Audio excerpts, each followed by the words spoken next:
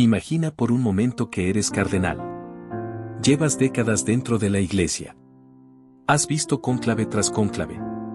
Has sobrevivido escándalos, reformas, debates que sacudieron los cimientos de la institución más antigua del mundo occidental.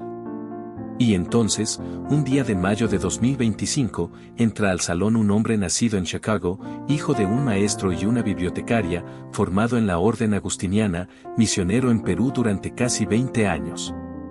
Un hombre que nadie consideraba papable. Un hombre que, según los propios vaticanistas, no aparecía en ninguna lista seria de candidatos.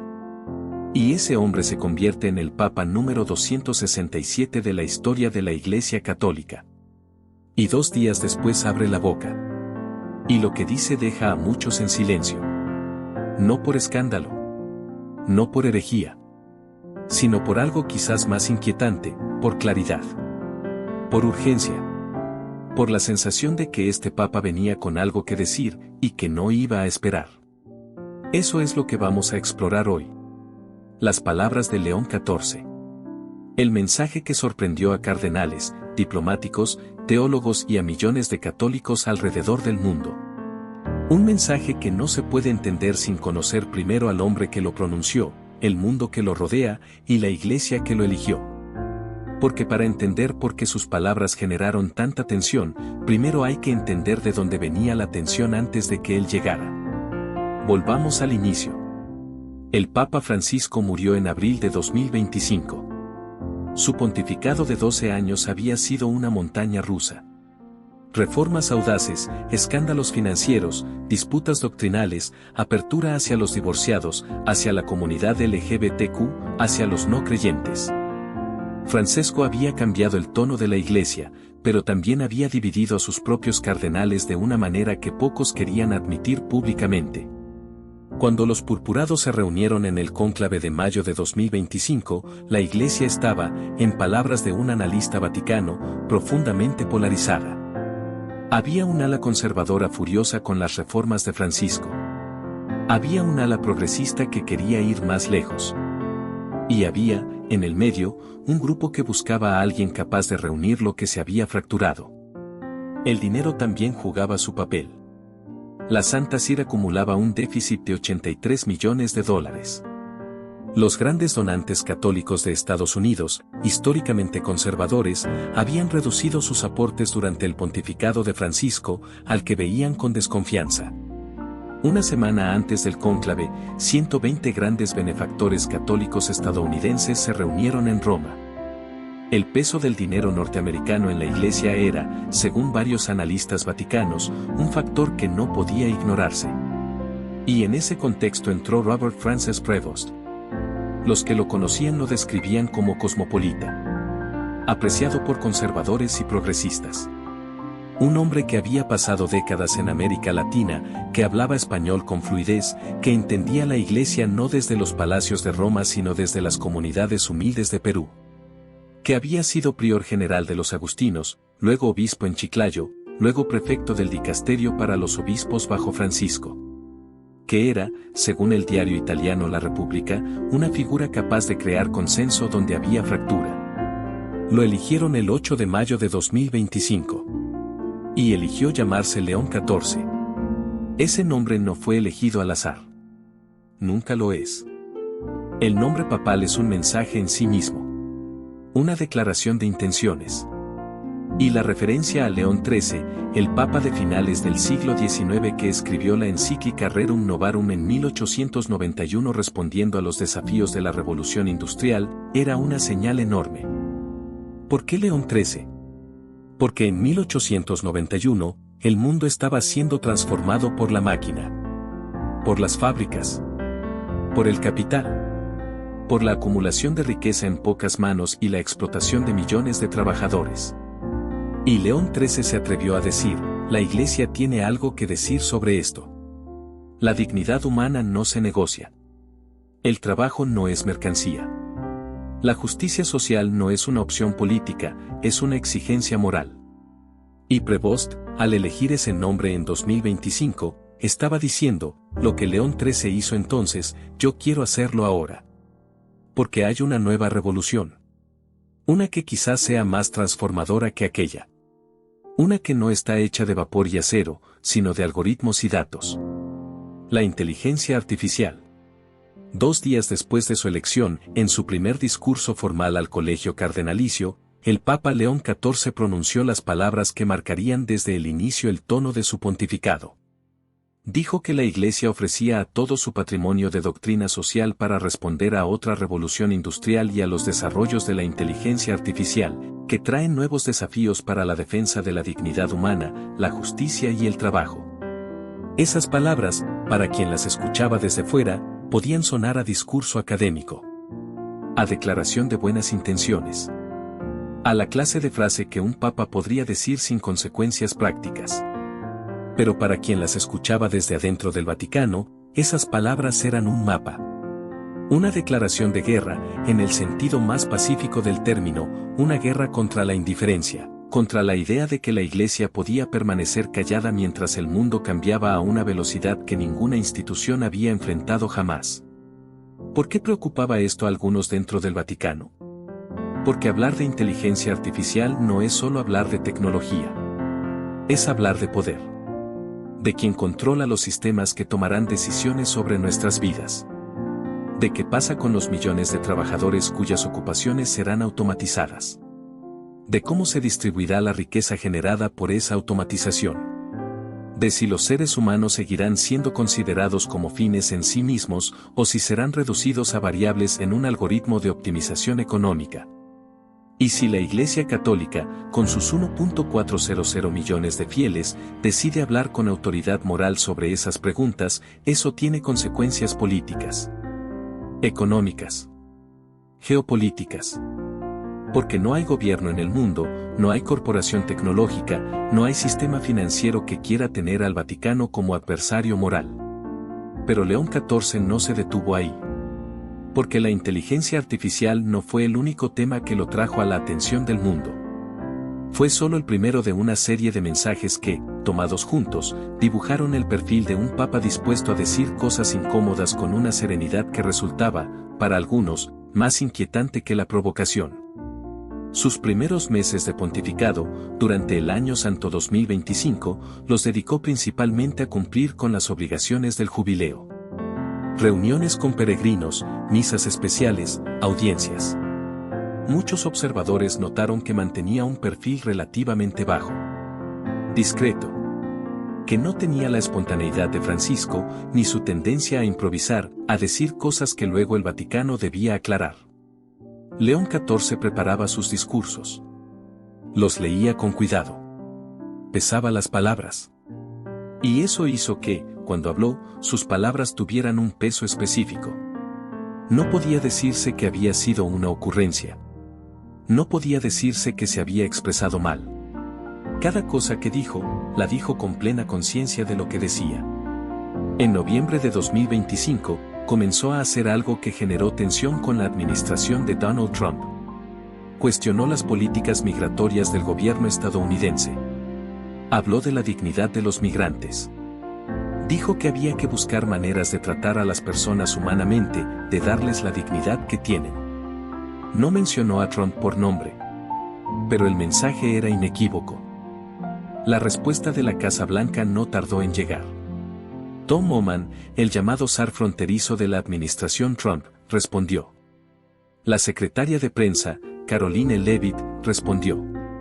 La administración republicana insistió en que el Papa tenía una visión equivocada sobre la situación migratoria. Era el primer round de lo que se convertiría en uno de los enfrentamientos más extraordinarios de la historia reciente entre el poder político y el poder moral. Pero antes de llegar a ese momento de máxima tensión, hay que hablar de lo que ocurrió el 7 de enero de 2026. Ese día, un día después de cerrar el Año Santo, León XIV hizo algo que llamó poderosamente la atención de los observadores vaticanos. Convocó un consistorio extraordinario. Es decir, reunió a todos los cardenales del mundo en Roma. 145 hombres con solideos rojos llegaron al Vaticano.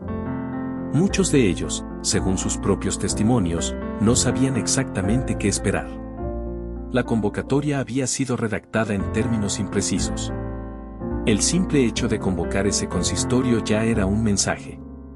Porque Francisco, su predecesor, no lo había hecho. Francesco gobernaba la Iglesia con un pequeño grupo de 9 cardenales, el llamado G9, que se reunía cada pocos meses. Muchos cardenales se habían quejado de ese estilo solitario, de sentirse excluidos del gobierno de la institución que habían jurado servir. León XIV estaba diciéndoles, vuelvo a incluirlos. Necesito de ustedes. Estoy aquí para escuchar. Pero también tenía algo que decirles. En su audiencia general de ese mismo miércoles, antes de que comenzara el consistorio, León XIV anunció un nuevo ciclo de catequesis. A partir de ese momento, sus enseñanzas semanales estarían dedicadas a una relectura de los documentos del Concilio Vaticano II. Y pronunció una frase que causó inmediato impacto en los círculos eclesiásticos. Dijo que el Concilio Vaticano II constituía, todavía hoy, la estrella polar del camino de la Iglesia. Para entender por qué esa frase fue tan significativa, hay que entender la fractura que existe dentro del catolicismo en torno a ese concilio. El Concilio Vaticano II, celebrado entre 1962 y 1965, fue la más profunda transformación de la Iglesia Católica en siglos. Permitió que la misa se celebrara en los idiomas locales en lugar de latín. Fomentó la participación activa de los fieles laicos. Cambió radicalmente la relación de la Iglesia con el judaísmo, reconociendo que los judíos no podían ser considerados colectivamente responsables de la muerte de Cristo. Abrió el diálogo con otras religiones y con el mundo secular. Para el ala progresista de la Iglesia, el Vaticano II fue un movimiento del Espíritu Santo. Una renovación necesaria, urgente, que debía seguir profundizándose. Para el ala conservadora y tradicionalista, el Vaticano II fue el origen de todos los males de la Iglesia moderna.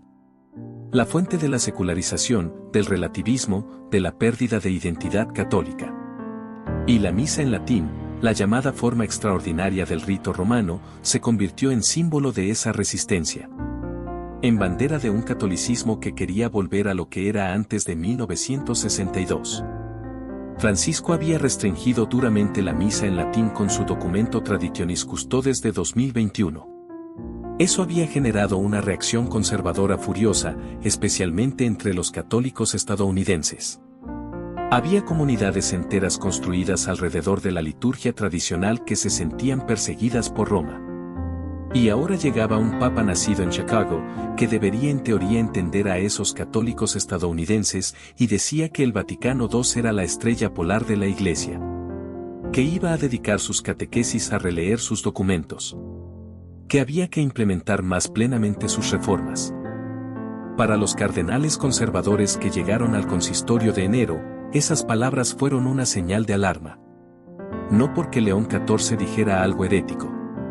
No porque contradijera dogmas, sino porque dejaba claro que no iba a ser el papa que los sectores tradicionalistas esperaban. Que no iba a suavizar las restricciones a la misa en latín. Que iba a seguir, en el plano litúrgico, la línea de Francisco. Y sin embargo, el consistorio fue también un gesto de unidad. León XIV recibió en audiencia privada al cardenal Joseph Zahn, el arzobispo retirado de Hong Kong, un hombre de 94 años que había sido uno de los críticos más feroces de Francisco. Que se había quejado durante años de que el Papa argentino no le recibía. Y ahora León XIV le abría la puerta. Un gesto que decía, puedo estar en desacuerdo contigo en docenas de cosas, pero me importas como persona, como cardenal, como parte de esta iglesia. Esa combinación, claridad doctrinal por un lado y gesto de apertura personal por el otro, comenzó a definir el estilo de León XIV. Y a confundir a quienes querían clasificarlo simplemente como progresista o conservador. Porque no encajaba fácilmente en ninguna de esas categorías. Se oponía al aborto, a la eutanasia, a la pena de muerte, a la libre portación de armas. Había hecho duras críticas al comunismo en conferencias ante obispos latinoamericanos. Había dicho que el marxismo había penetrado incluso en ambientes cristianos disfrazado de solidaridad y que era deber pastoral desenmascararlo. Pero también hablaba de los pobres como eje central de su pontificado. Hablaba de justicia social. Hablaba de migración como una cuestión de dignidad humana. Hablaba de paz cuando los poderosos hablaban de guerra. Era un hombre que no se dejaba capturar fácilmente.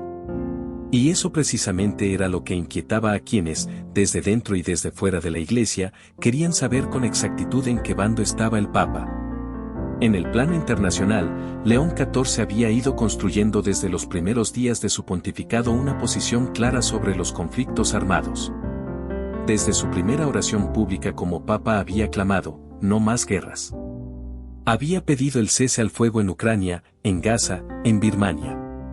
En su homilía de inauguración había instado a construir un nuevo mundo en el que reine la paz. Había ofrecido el Vaticano como sede de negociaciones entre Kiev y Moscú.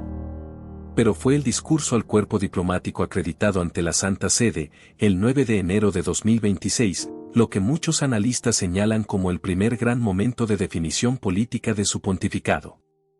Sin mencionar directamente a ningún país ni a ningún líder, León XIV criticó el debilitamiento del multilateralismo.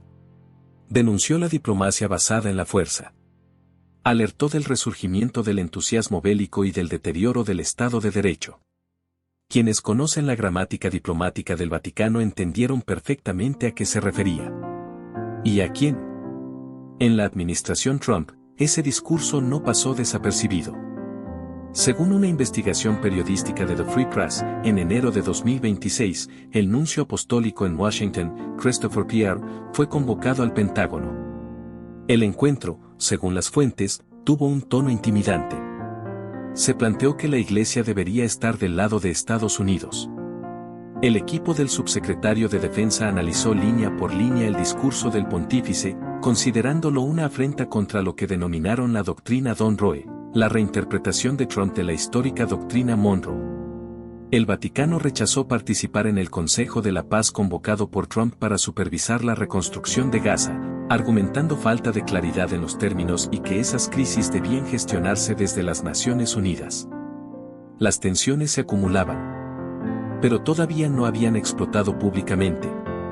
El punto de inflexión llegó en la primavera de 2026. En medio de la guerra entre Estados Unidos, Israel e Irán, León XIV presidió el 11 de abril de 2026 una vigilia por la paz en la Basílica de San Pedro.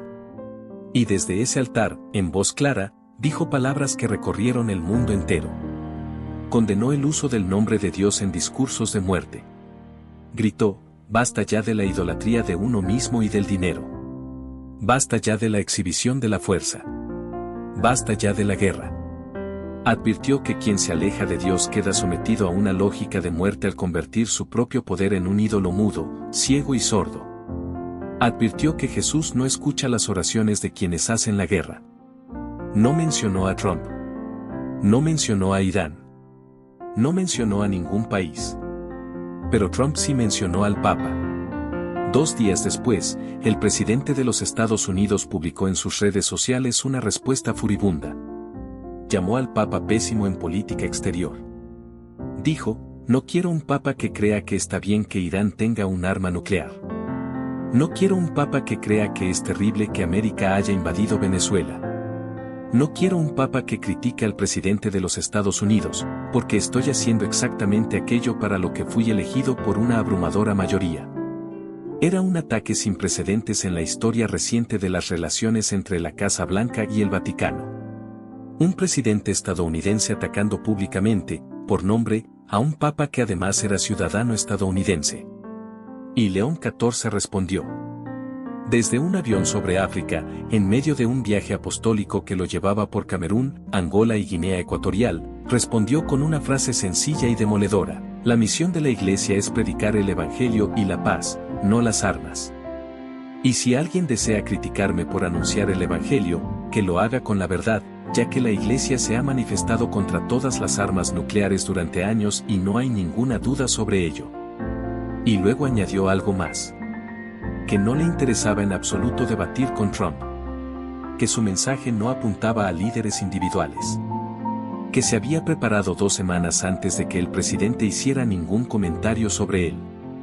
Que todo lo que se estaba leyendo en los medios no era más que comentarios sobre comentarios, en un intento de interpretar lo que se dijo. Esa combinación, firmeza doctrinal y desescalada personal, fue exactamente el mismo patrón que ya habíamos visto en el consistorio de enero. León XIV decía lo que tenía que decir con toda la claridad que requería la situación. Pero no se dejaba arrastrar al terreno de la pelea personal. Las consecuencias fueron enormes. Primero, al interior de la Iglesia. Los católicos conservadores de Estados Unidos, que constituyen el 53% de los fieles que se identifican con el Partido Republicano, quedaron divididos. Algunos siguieron a Trump en su crítica al Papa. Otros cerraron filas con León XIV. Porque independientemente de la política, atacar al Papa sigue siendo, para millones de católicos, algo que no se hace. Segundo, en el plano internacional. El Parlamento Europeo invitó al Papa a hablar en sesión plenaria. El vicepresidente Vance, católico converso, intentó distanciarse de los ataques más duros de Trump. El secretario de Estado Marco Rubio viajó personalmente al Vaticano el 7 de mayo de 2026 para intentar recomponer la relación. La reunión fue descrita como cordial. Ambas partes renovaron su compromiso de cultivar buenas relaciones bilaterales. Pero la fractura era visible. Tercero, y quizás más importante, en la opinión pública. Las encuestas mostraron que León XIV se había convertido en la figura pública más popular en los Estados Unidos. Un papa que se atrevía a decirle al hombre más poderoso del mundo que la guerra no era la respuesta y que lo hacía sin perder la calma, sin insultar, sin entrar en la lógica de la confrontación mediática. Ese papa resultaba fascinante incluso para millones de personas que no eran católicas. Algunos analistas señalaron, con cierta ironía, que Trump le había hecho un favor al papa.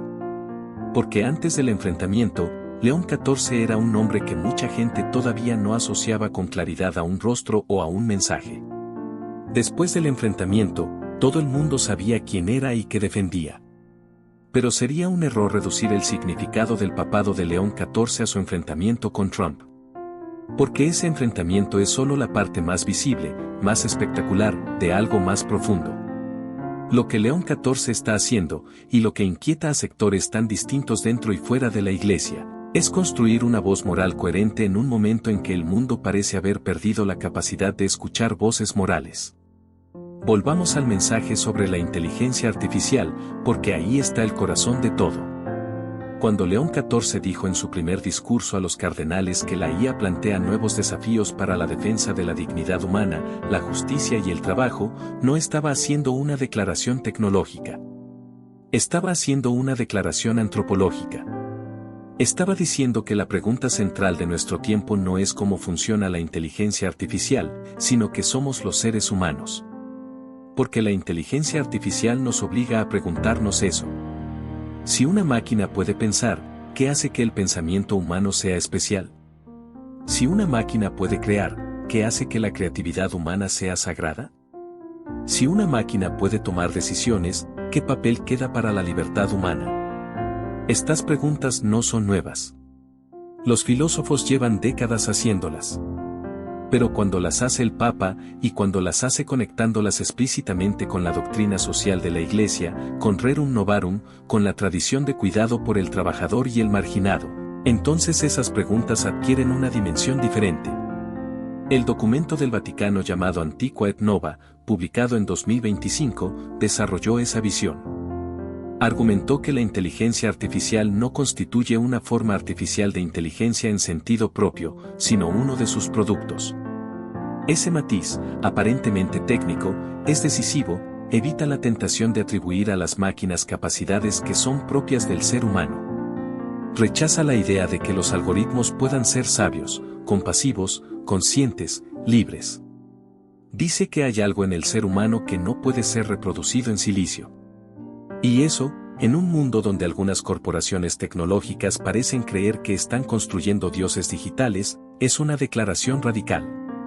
León XIV fue más lejos en un discurso en la Universidad Católica de África Central en Camerún, durante su viaje apostólico de abril de 2026. Advirtió que el problema de la inteligencia artificial no se limita a su uso tecnológico, sino a la posible sustitución de la realidad por simulaciones digitales. Habló de la pérdida de contacto humano. De los entornos digitales que pueden aislar a las personas. De las burbujas de aislamiento social que aumentan la desconfianza hacia quienes piensan distinto.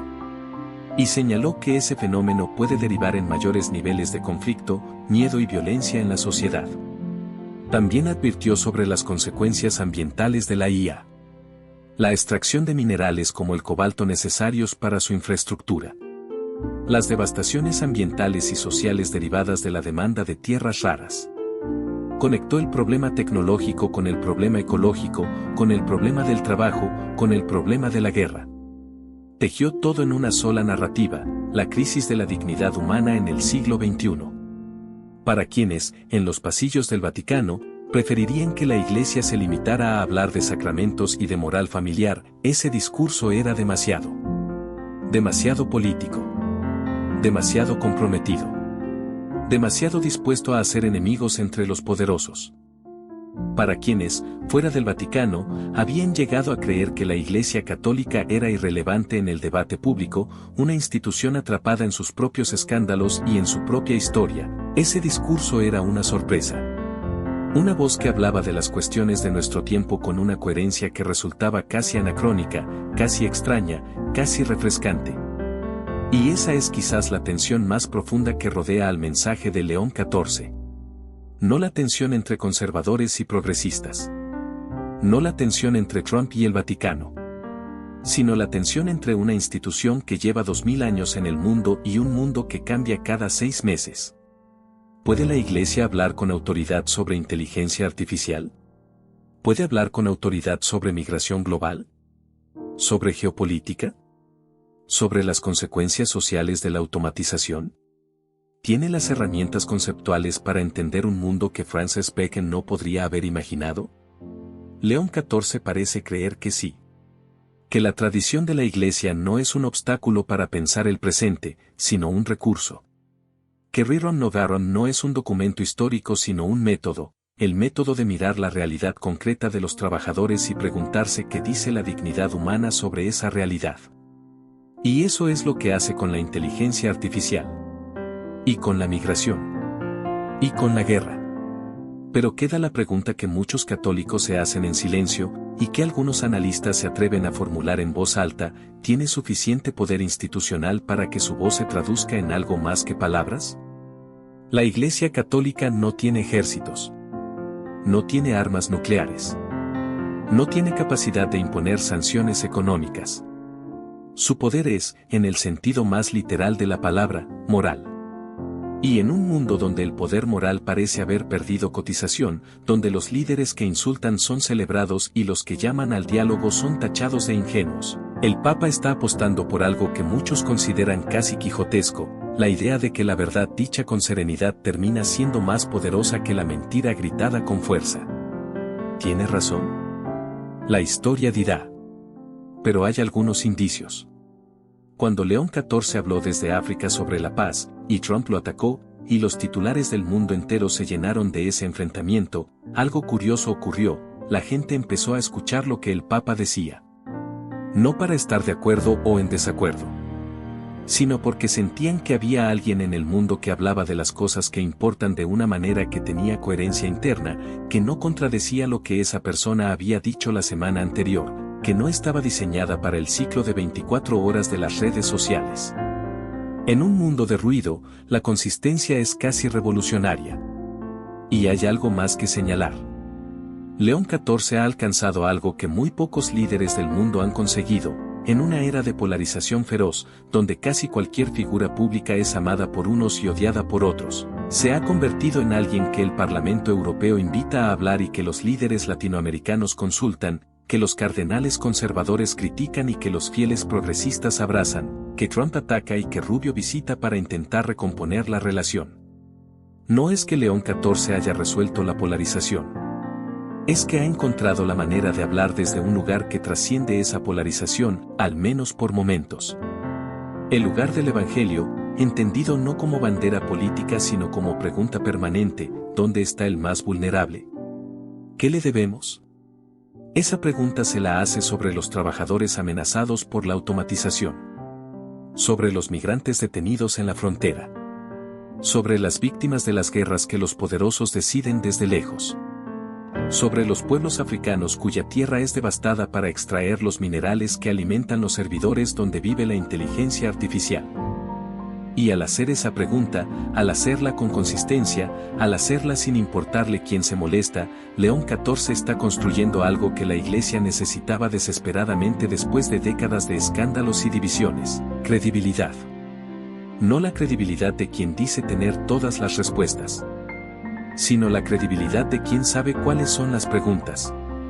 La pregunta sobre la inteligencia artificial no es si debemos usarla o prohibirla. Es cómo garantizamos que sirva a la dignidad humana y no la destruya. La pregunta sobre la migración no es si las fronteras deben existir o no. Es cómo tratamos a los seres humanos que las cruzan con sus vidas en riesgo. La pregunta sobre la guerra no es si hay guerras justas. Es si hemos agotado todas las alternativas antes de matar. Y la pregunta sobre la Iglesia no es si debe existir o desaparecer. Es si puede seguir siendo, 2000 años después de su fundación, una voz que le recuerde a la humanidad que hay algo más importante que el poder, el dinero y la fuerza. León XIV parece creer que sí. Y está dispuesto a decirlo aunque eso incomode a los cardenales conservadores que querían un papa más tranquilo, a la administración Trump que quería un papa más dócil, a los sectores dentro de la curia que preferirían menos política y más sacramentos, y a los medios de comunicación que querían clasificarlo de una vez por todas en una categoría sencilla. Hay un momento que resume todo esto. Fue durante su vuelo sobre África, después del ataque de Trump. Un periodista le preguntó cómo se sentía. Y León XIV, el hombre nacido en Chicago, el misionero que pasó casi 2 décadas en Perú, el agustiniano que ahora lleva la tiara simbólica del sucesor de Pedro, respondió con la tranquilidad de alguien que sabe exactamente por qué está donde está. Dijo que su mensaje se había preparado 2 semanas antes. Que no era una respuesta a nadie en particular. Que la Iglesia llevaba años diciendo lo mismo sobre las armas nucleares, sobre la paz, sobre la dignidad humana. Que si alguien quería criticarlo por anunciar el Evangelio, estaba en su derecho. Pero que lo hiciera con la verdad. Y luego siguió su vuelo. Rumbo a Angola. Rumbo a los fieles que esperaban en las calles. Rumbo a una humanidad hambrienta de bien y de paz, como él mismo había dicho en el consistorio de enero, citando las palabras que después repetiría frente a los cardenales del mundo. Eso es lo que hay detrás del mensaje de León XIV. No un escándalo. No una herejía. No una conspiración. Sino algo quizás más perturbador para el mundo contemporáneo, un hombre que dice lo que piensa con coherencia y que no tiene miedo de las consecuencias. Y en ese sentido, quizás la mayor pregunta que nos deja su primer año de pontificado no es qué pasa con la Iglesia Católica, sino que dice de nosotros el hecho de que encontremos tan sorprendente, tan preocupante, tan digno de atención, que alguien con poder hable con honestidad. León XIV acaba de comenzar. Y todo indica que apenas está calentando.